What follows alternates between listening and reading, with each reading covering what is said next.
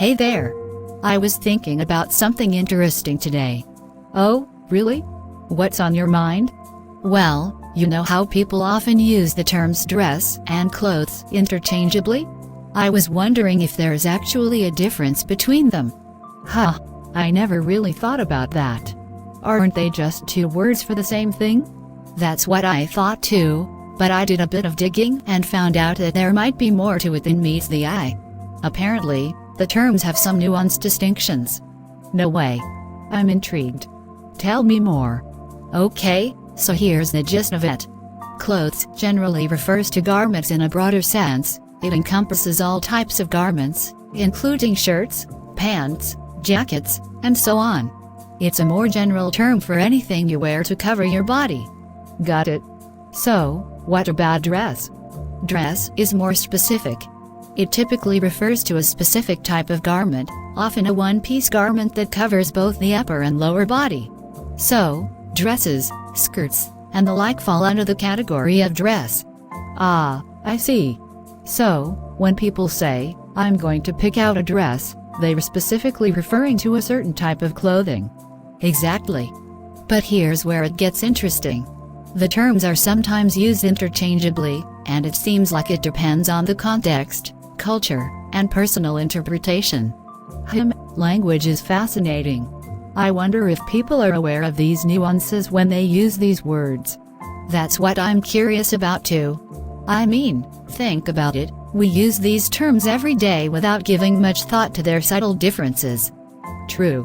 So, do you think people's perceptions of dress and clothes have changed over time? That's a good question. I imagine that societal norms, fashion trends, and cultural influences play a significant role in shaping how we perceive these terms. Let's consider how people viewed dress and clothes back in the early 2000s, for example.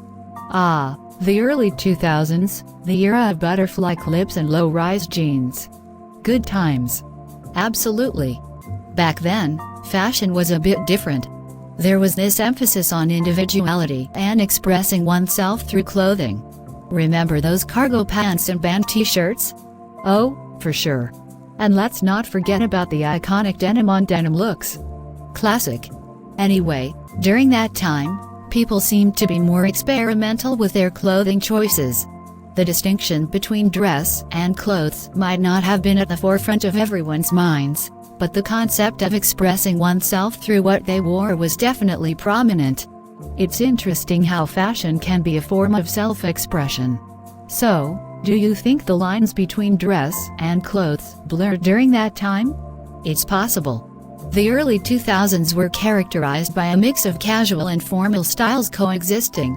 On one hand, you had the rise of casual streetwear, and on the other hand, there were still occasions where people dressed up in more traditional ways.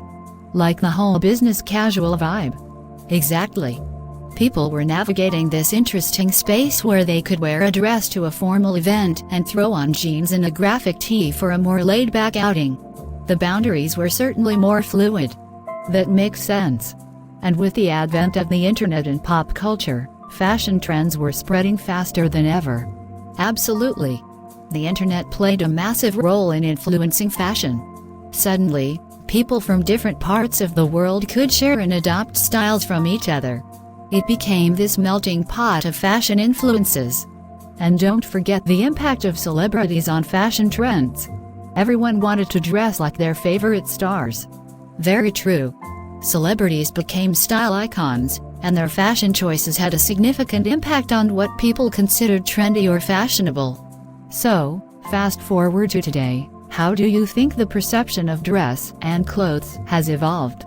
Well, the lines between casual and formal wear seem to have continued to blur. With the rise of athleisure and the acceptance of more relaxed dress codes in various settings, people seem to have more freedom to define their personal style. Athleisure, the perfect blend of comfort and style.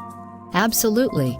It's interesting how what was once strictly for the gym has now become a fashion statement.